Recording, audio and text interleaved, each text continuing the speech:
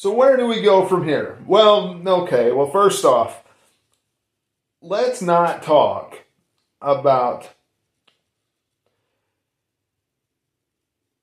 Saturday night's main event. Let's not talk about anything like that. Let's not talk about the fact that rumor has it that WWE is going to put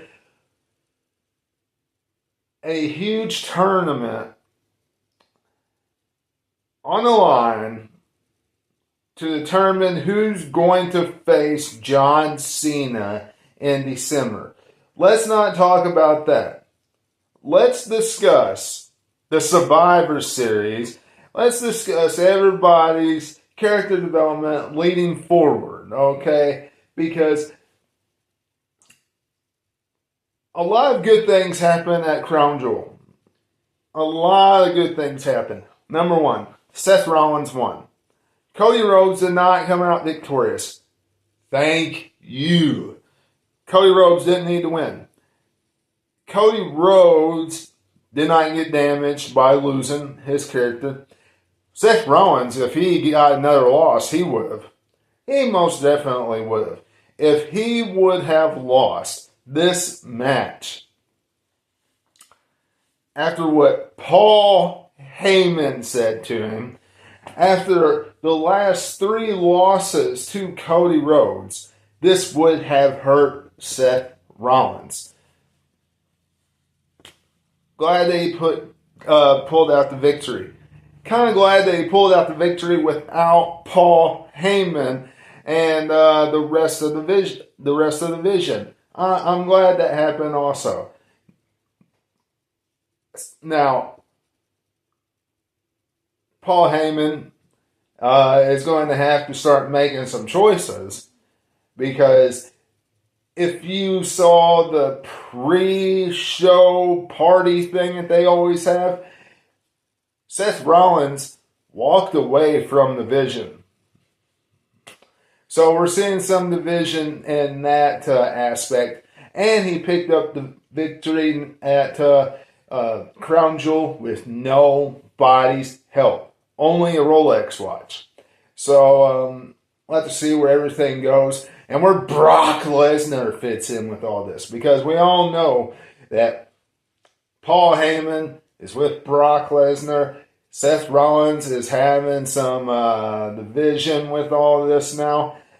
So we'll see where all this goes. And, WWE and TKO, they'll just want to throw Brock Lesnar into a title matchup come WrestleMania season. Even though we all would rather see Gunther versus Brock Lesnar. We all would. And we've been screaming for that match for a long time now.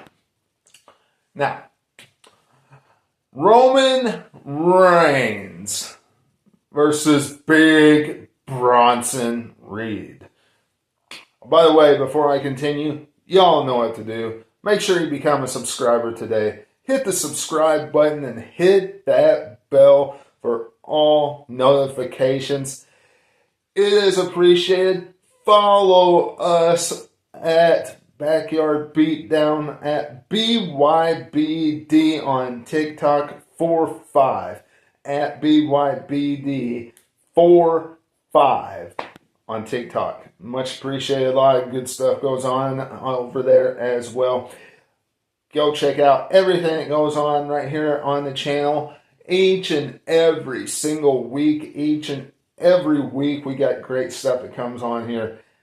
Every single week.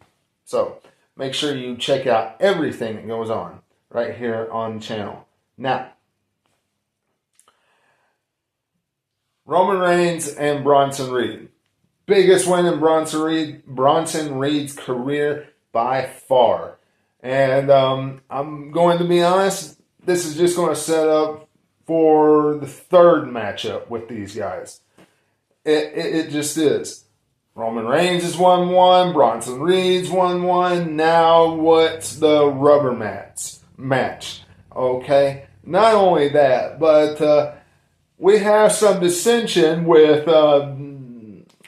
Roman Reigns and the Usos. Did you all hear that the Usos were told by Roman Reigns that he didn't want to see them till Christmas?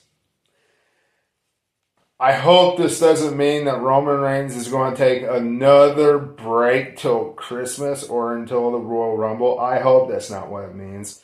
I hope he's staying on TV some more, at least through the Survivor Series, or until Saturday night's main event is over in December, off and on, not every week. But it would be nice if he did that instead of coming back for 2 weeks, going off, coming back for 2 weeks, going off for a month, 2 months, that kind of crap, okay?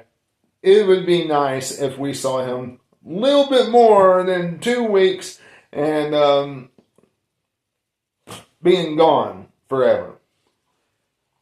Just what I think, wrestling fans. Y'all let me know in the comments below what you think about that.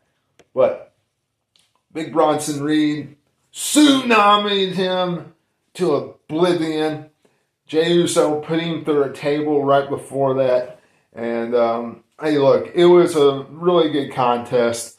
Well, I could tell by the highlights. I am not paying right now the $150, $160 something dollars, if you add it all together, to get every single bit of WWE content.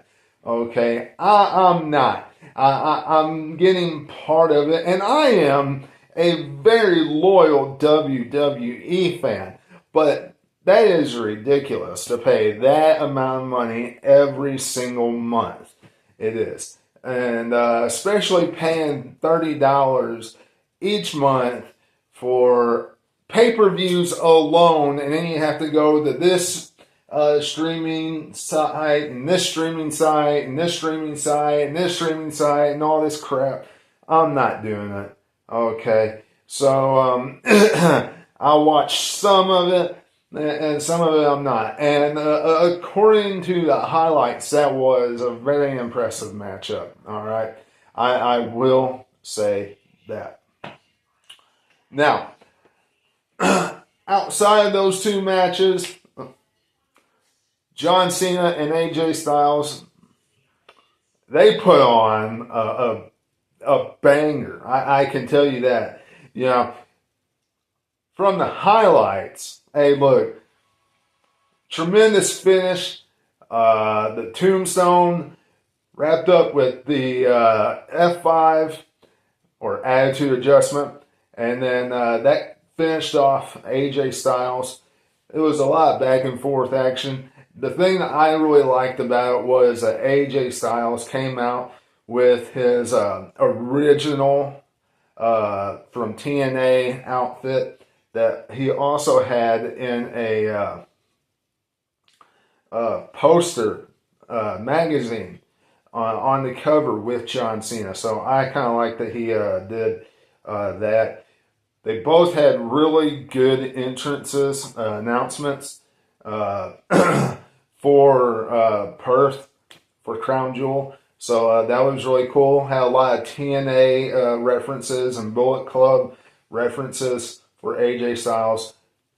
Needless to say, we better take that in. I agree with Michael Cole, because next year AJ Styles has said will be his final year wrestling. So we better soak that in as well. I know it sounds like I'm being a puppet or something, like WWE fans would say. But no, we really should take that in, because there is only one. There's nobody like AJ Styles, in my estimation. But that definitely was a great contest. Outside of those,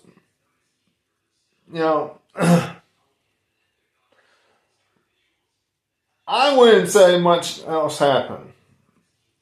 I mean, not too much. I mean, ESPN gave this pay-per-view a B rating. Okay, there was a couple other matches, but what matters most, I just laid out to you. Okay, and I know one thing. I hope they don't go down the road of having a tournament to decide who John Cena's last opponent will be at Saturday night's main event in December. In November at the Survivor Series, I hope John Cena's opponent will be either a rematch with Brock Lesnar, and he gets his win over Brock Lesnar, or he's in War Games. I hope that's one of the two things that he's doing. And I think, to be honest, I think a last match for him that would be cool, that would be good, and he could go out on top, would be Dominic Mysterio. And he could go out as winning the Intercontinental title, winning the IC title, the only title that he has not won. And he could be an ultimate champ, an ultimate crown champion. Won the U.S. title, won tag team titles, won an Intercontinental title, won world title, won the WWE title, won the Universal title, won them all. Well, I take that back. He didn't win the Universal title, but he's won every single title you could think of, except the IC strap. WWE made it possible before he